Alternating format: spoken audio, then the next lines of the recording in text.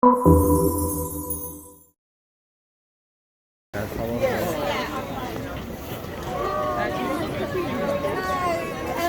was the Tui one. The one that came in or out? Oh no.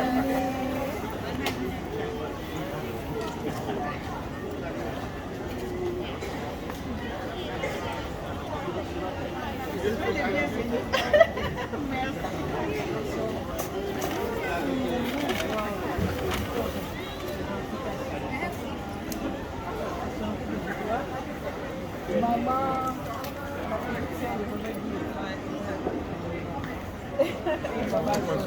Non, maman Victoria, papa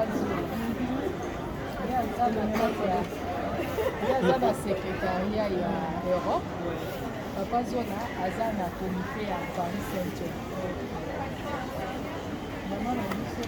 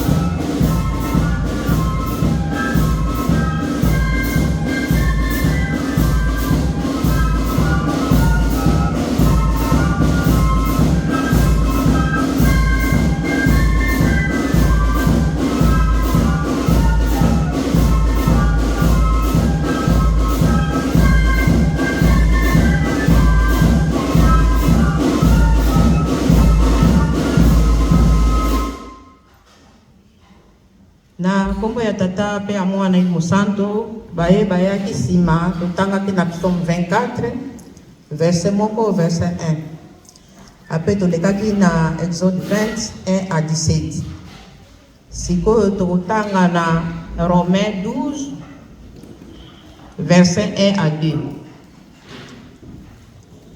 Romains 12 verset 1 à 2 Romains 12, verset 1 à 2, surtout Zui, tu bandi kotanga na komba tata pe amon Mosanto.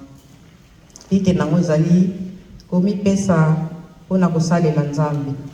Bande kolokola Nzambe ayokeli biso mawa mingi penza.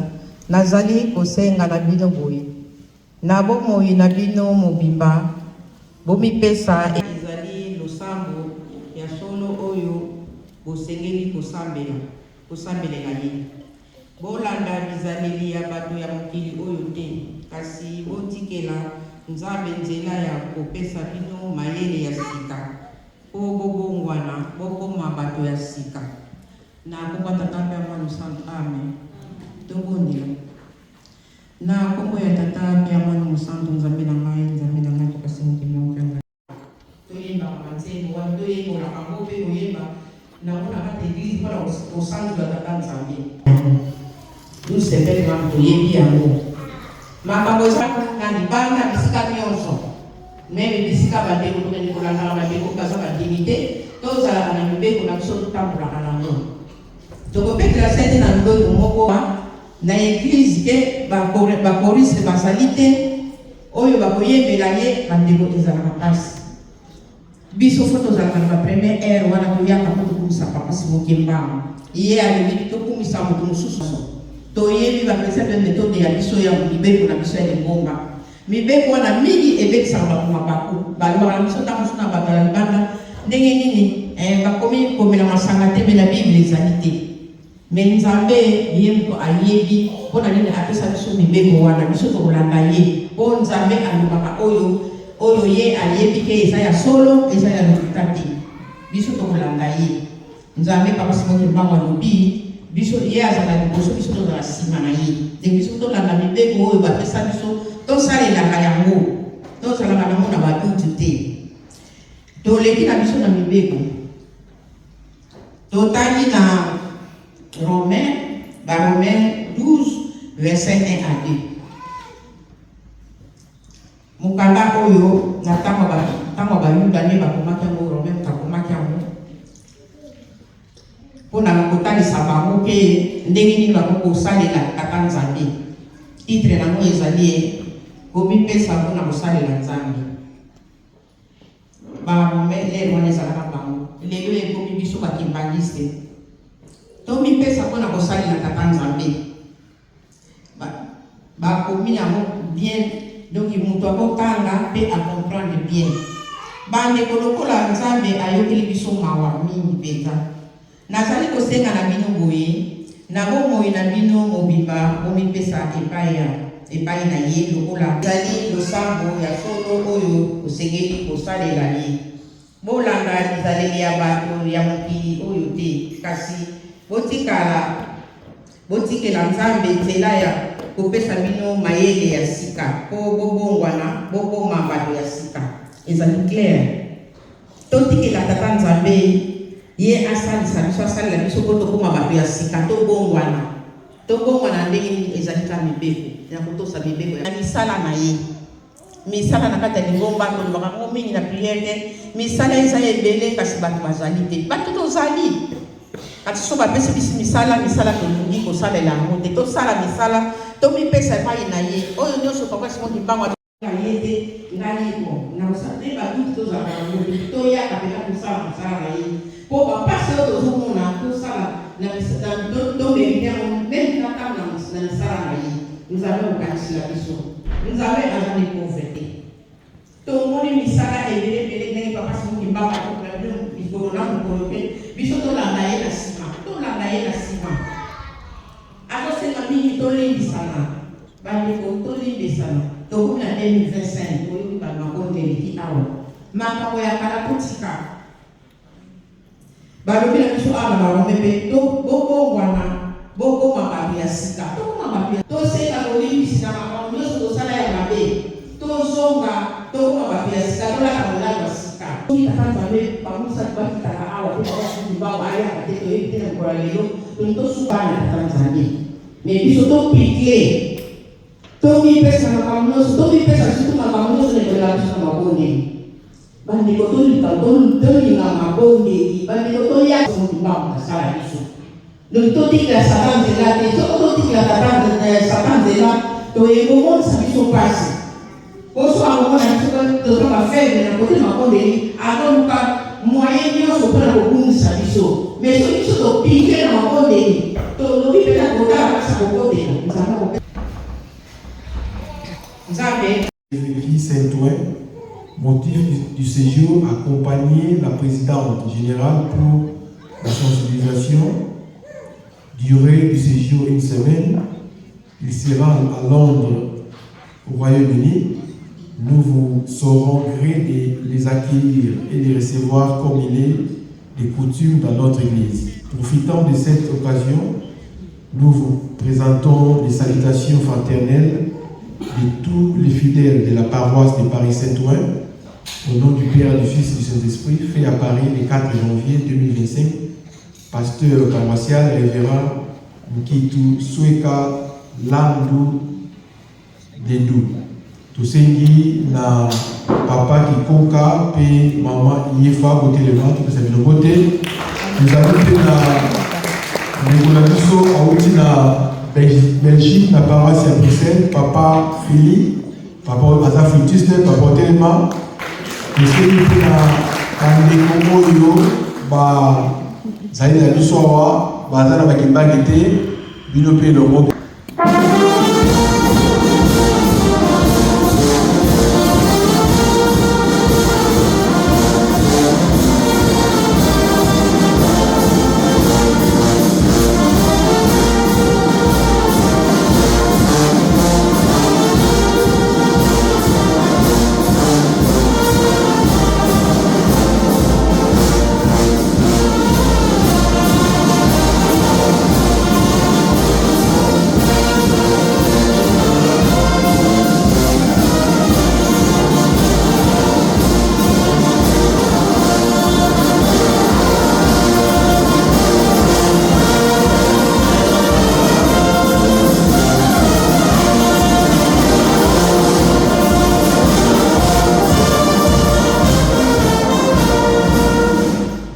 tika topesa bandeko na biso bote esengo okombo misatu ya bole okombo ya tata ya mwana ya liboso.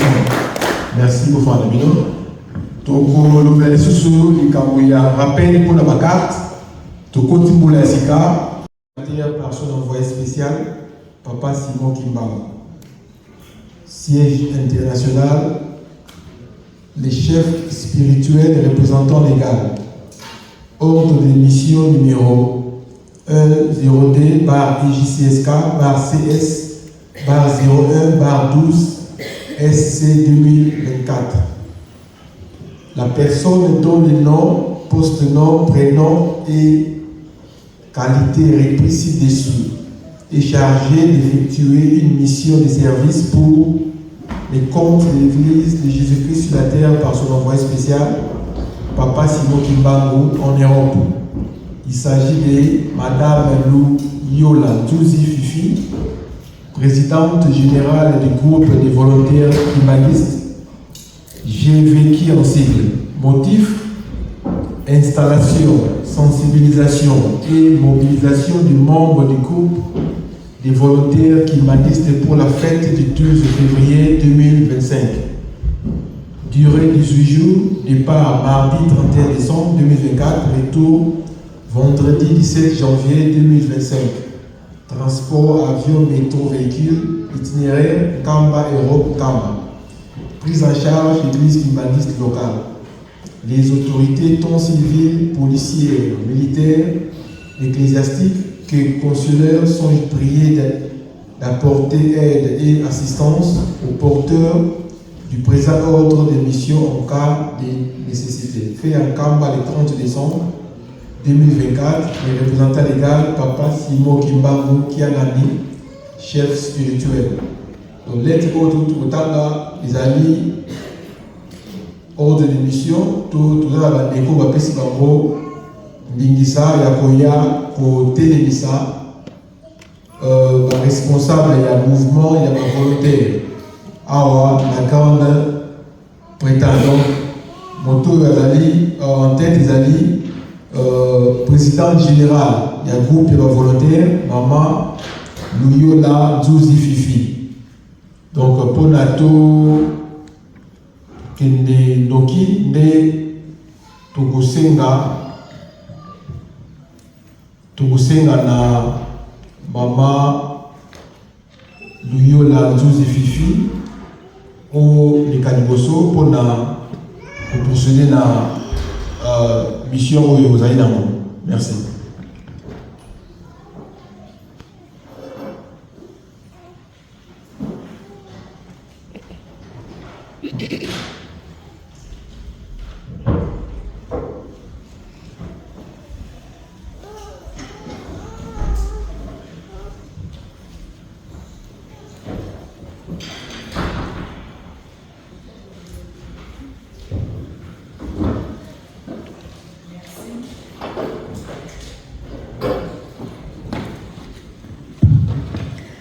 Merci beaucoup. Na kombo nzambe tata mwana pe molimo mosantu. Ezali esengo mingi pona ngai ya koya kokutana na biso nyonso bandeko na ngai ya Grande-Bretagne. Ezali dimanche ya liboso oyo nzambe asali ete tosangana pe coïncide mbala liboso na sambela na Grande-Bretagne. Yango nalobi na biso nyonso bonne année. Bonne année. Ya solo tozalaka na esengo soki toye kati na etonga ya tata nzambe. Lolenge David oyo nzambe alobi l'homme selon mon cœur azalaki kolobi ete je suis dans la joie quand on me dit allons dans la maison de l'Éternel. Eza na biso bakimbangiste esika mosusu tokoki kozala na esengo te soki na mokolo ayenga te et surtout soki tokutami na kati ya ndako ya tata nzambe. Yango napesi merci mingi na bandeko na nga nyonso ya Grande-Bretagne oyo toye na mokolo ya lelo na tina kokumisa tata nzambe. Ya solo mission oyo nazwi ezali ya Papa Simon Kimbangu Kiangali. Pamba te groupe de volontaires Papa qui se lokele lokelo abengaka bango ba arbre fruitier. Pamba te banda depuis 1983. Papa Dianyenda abengaki bango ba volontaire. Papa Dialungana azalaki kobenga bango ba kwaluzololwa mbonde. Bongo ekomi na tango ya elombe mobali les patrons de la 4e génération Papa Simon Kimbangu Kiangani abengi biso ba volontaire poche na ye. Kombo oyo ye abengi biso ba volontaire ya groupe de volontaires ya mokili mobimba abengaka biso bozali poche na ngai. Na lingomba tozali na ba ceinture à papa. Bandeko na ngai bazali na sima na ngai. Pamba te esika nyonso tata Simon Kimbangu na nzoto ya papa Diangenda azalaki kozala ba musicien bazalaki. Kasi na boyei ya papa Simon Kimbangu Kiangani abengi biso tozali poche na ye. Yango wana tango bengami volontaire. Et je tiens à préciser Kimbangiste nyonso tozali ba volontaire. Pamba te soki tozalaki na volonté te de lingomba o etongama te. Depuis 1959 na 24 décembre, tango ba libéraki lingomba na biso, batata na biso mingi bazoki bandako na bango ba pesi, ba improviseur ko komi l'église et komi ba école, mingi bakataki misala pour kopesa papa Simon Kimbangu na nzoto ya papa Diangenda maboko. Soki bachaka volonté wana te de biso lelo yo même na bamboka o comité. Yangwana tango nyonso il faut tozalaka fier parce que nous participons na mission ya Nzambe kati na mokili o ya ko restaurer la paix et de restaurer l'homme noir. Biso ba kimbangiste, ba volontaire nyonso kimbangiste, ba fidèle nyonso kimbangiste, ba croyant ndenge papa ningeli yango ezalila. Tozali ba volontaire. Mais quand il y a un groupe de volontaires, c'est encore des volontaires dans la volonté. C'est-à-dire les gens qui se surpassent. Bato bazali ko se sacrifier. O balobi ete kilo na suka soki likambo ezali na lanzala. Na zanga na kelela. Mais na likambo ya papa na kozwa polité. Ndenge ezalaki pa David. Yangwana na lobi Grande-Bretagne oye. Londres oye.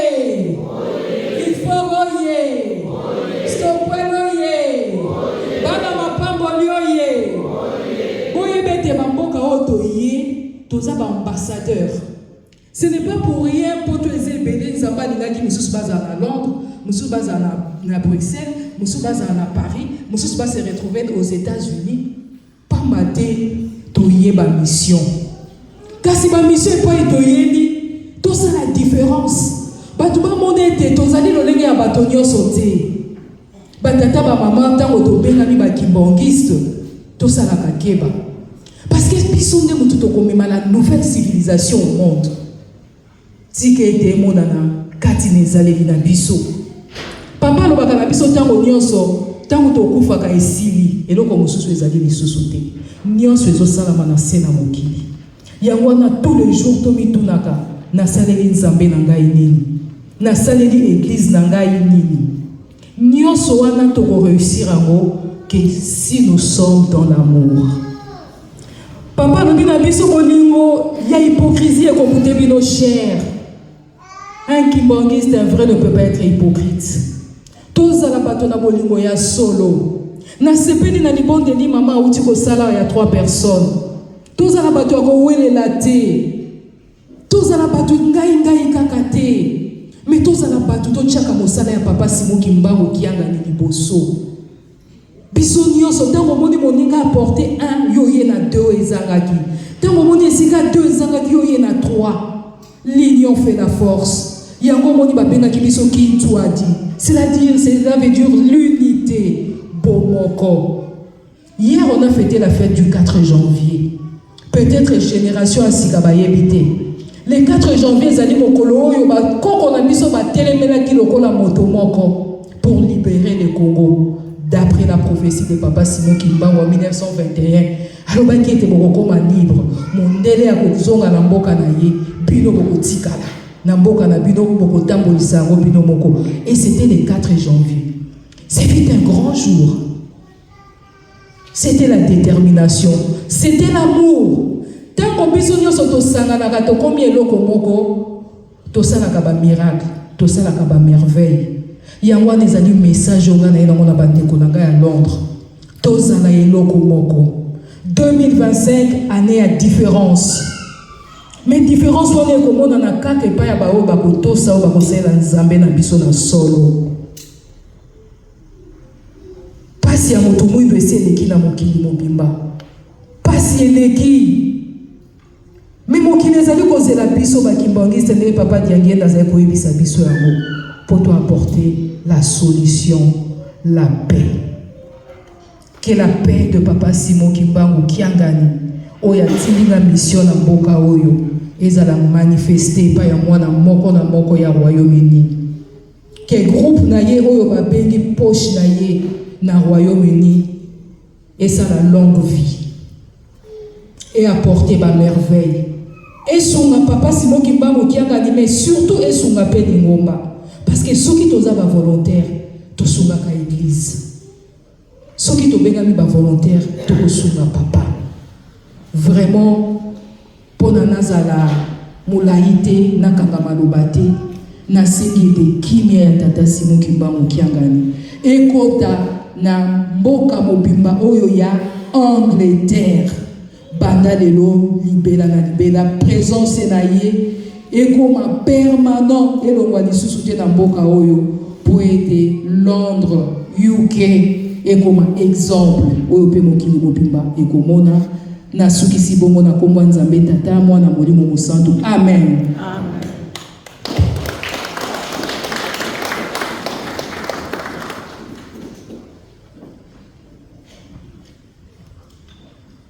Merci beaucoup.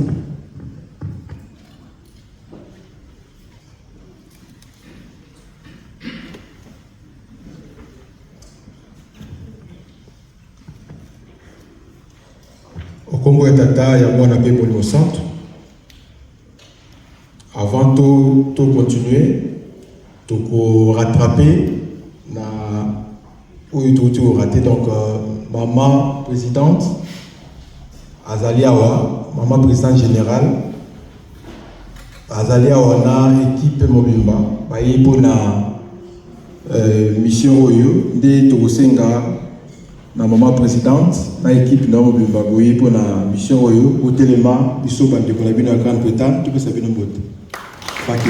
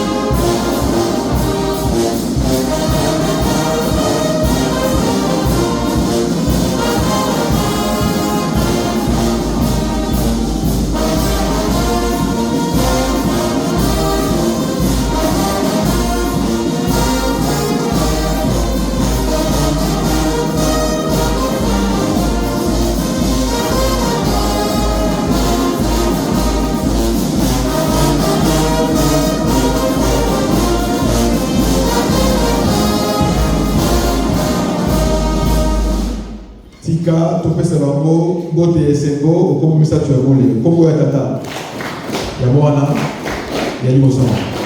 Merci au fond bino tokosenga lisusu na mama Luyola Nzuzi Fifi o les gars pour continuer le programme. Merci.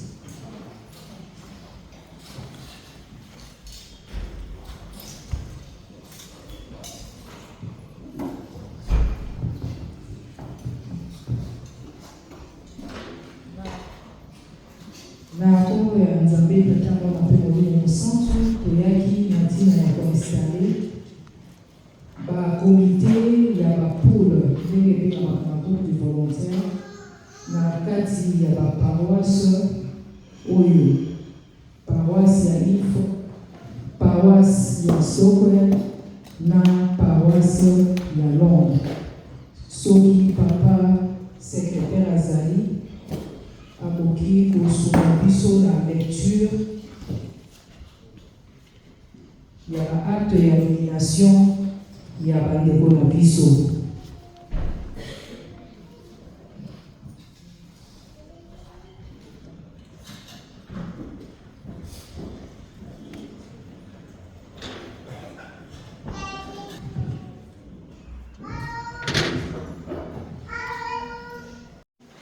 Église de Jésus-Christ sur la terre par son envoyé spécial, Papa Simon Kimbarou, fondé en Kamba le 6 avril 1921, groupe de volontaires kimbanguistes et sympathisants, direction générale.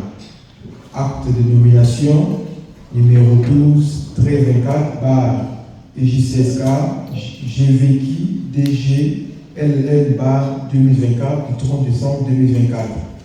Portant nomination des membres du comité du pôle du groupe de volontaires kimbanguistes et sympathisants en sigle GVK, Ilford au Royaume-Uni. La présidente générale du groupe de volontaires kimbanguistes et sympathisants GVK, vu la décision numéro 049 bar IJCSK bar CS bar 01 bar 1265 126 SC bar 2024 du 10 juillet 2024 portant décision de la création au sein de l'église kimbanguiste d'une structure para-ecclésiastique dénommée Groupe de volontaires kimbanguistes et sympathisants en sigle GVK, vu la décision numéro 50 bar IJCSK bar CS bar 01 bar 12 SC bar 2024 du 10 juillet 2024 portant nomination des membres de la direction générale du groupe de volontaires kimbanguistes et sympathisants en sigle GVK. Attendu que les groupes de volontaires kimbanguistes et sympathisants étendent ces actions partout où l'Église de Jésus-Christ sur la terre par son envoyé spécial, Papa Simon Kimbarou se trouve. En vue, attendu qu'il y a nécessité d'installer des comités, des pôles de pays pour assurer la gestion quotidienne des activités du groupe de volontaires kimbanguistes et sympathisants, GVK en sigle, vu l'urgence. Article 1, sont nommés membres du comité des pôles du groupe des volontaires kimbanguistes et sympathisants les personnes dont les noms, post-noms et prénoms sont repris ci-dessous, au regard de leurs fonctions. Il s'agit de Papa Diamina Philippe, fonction chef des pôles président. Maman Wassolo à l'ivresse Cassandre, fonction secrétaire. Maman Louindoula Mansouni Marie, fonction trésorière. Article 2. Toutes les dispositions antérieures et contraires au présent acte sont abrogées. Fait à Kinshasa le 30 décembre 2024, présidente générale du GVK, Maman Fifi Luyola Nzuzi. Bakombo totangi soki bokoki koleka liboso.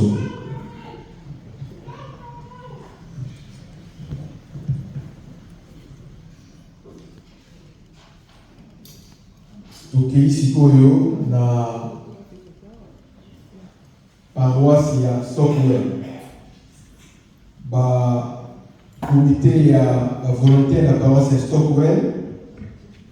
Bakombo ya boyo. Maman Atondo Didila Jacqueline, fonction chef du pôle présidente. Maman Bungi Blandine, fonction secrétaire. Tout ça, le Congo Abissatou Mafuta Merlin, trésorière. Maman Mafuta Merlin, trésorière. Ceux qui vous allez pour les Calibosons. Tout l'équipe de la paroisse de Londres, membre du comité des alliés, Maman Bomba Mavungu Suzanne, fonction chef du pôle présidente. Papa Bokwala Njoli Nestor, fonction secrétaire. Maman Kifoufou Kipé Gisèle, fonction trésorière pour le papier du Bosson. La Congo d'État pour la paix du Bosson.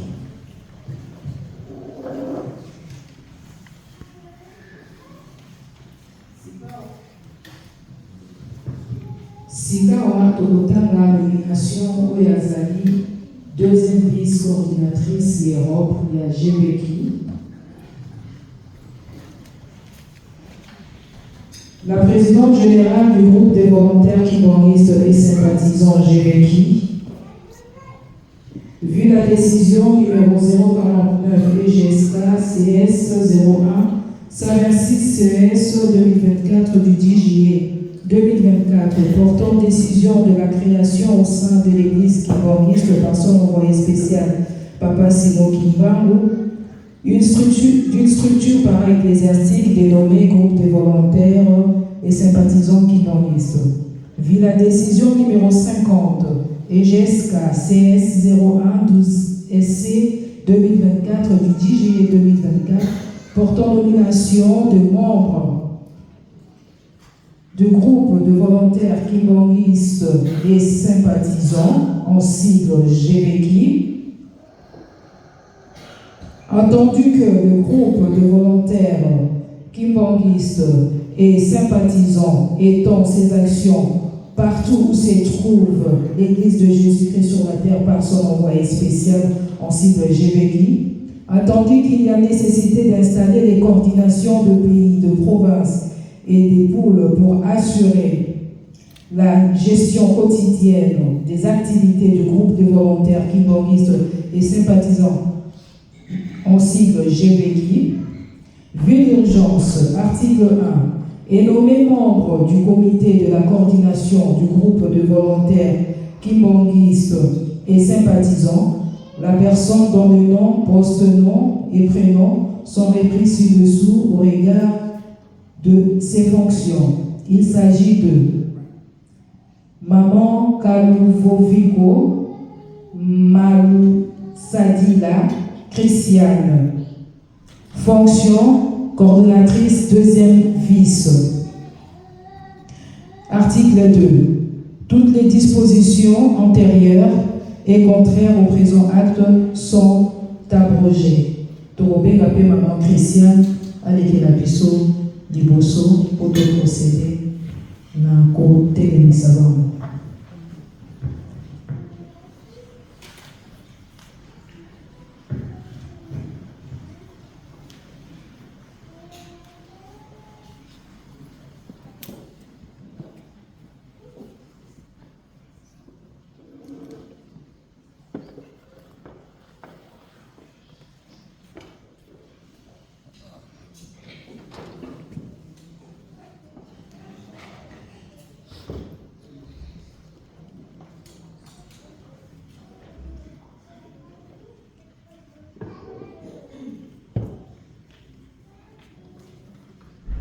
Na kongo ya tutamwa mpekeli mosantu tozokopesa bamama na biso banotifikation na bango ndenge bazwili yango.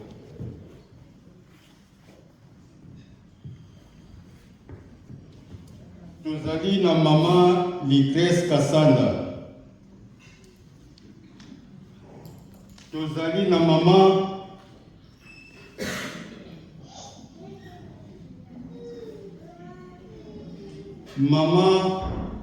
Marie Lugidula Mansoni, tozali na papa Philippe Diamina, tozali na papa mama Gisèle Kififi, tozali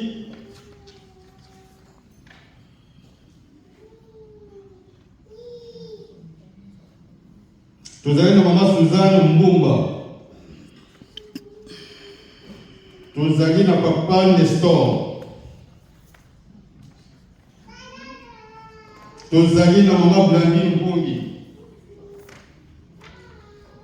tozali na mama Jacqueline Matondo, topesi yango epai mama Blandine Mbungi, tozali na mama Merlin Mafuta, ou bien papa Merlin Mafuta, topesa mo epai mama Blandine Mbungi kwa kinango.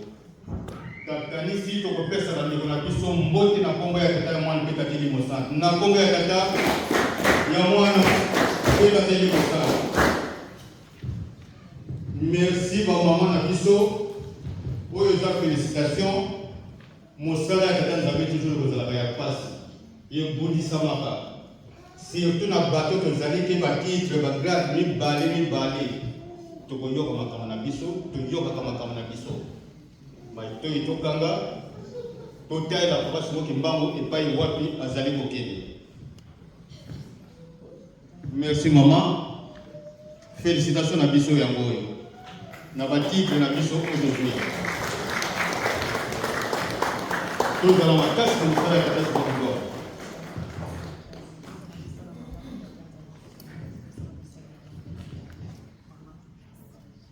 Na kanisi soki tokomi wana na yebi te soki koproclame obie faki akokopesa biso banzembo bandeko na biso tomoni bango batambola mama moke.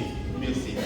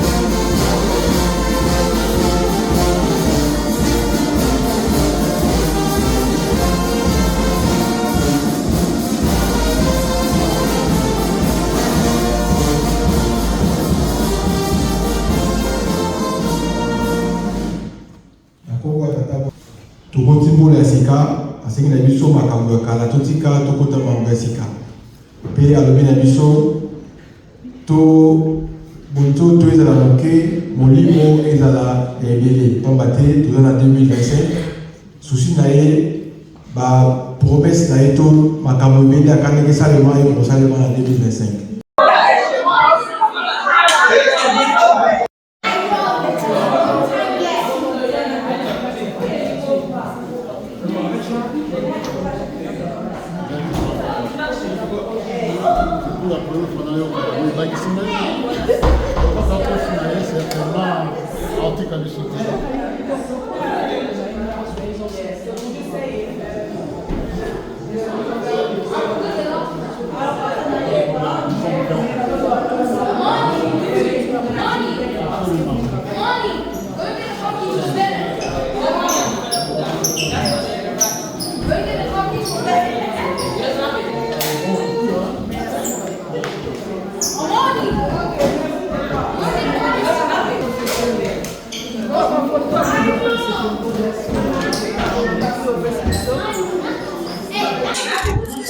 Komba tata mwana molimo santu lelo ya solo ezalaki mokolo ayenga mokolo munene mokolo esengo bosili komona bilili ndenge nini mama présidente générale aye kotelemisa biso na kati na mboka na UK ezali esengo mingi ete nzambe apusha so pelepele ye putoka kosalela ye bandeko tosungana biso toa bavolontaire na kati na lingomba donc soki tobengami mpona poche ya papa atuka vraiment na ndimi te nani oyo akotikala nsima ete ngai na kopesa te po te oyo apesaka nde azwaka mapamboli ndenge bamukonza bike soki osalisi mvwama ekokomi mvwama donc ela slogan moko ya kitoko oyo fo tolanda fo toadopte atuka vraiment tosepeli mingi na kobengama na mosala tala Simoki Mbangu bino mpe bosunga pe msipo musala ngo ekende malamu. En tout cas merci mingi pour la journée à l'élo. Tikete nzambe na kumisa mala komba tama mulimu centre. Amen.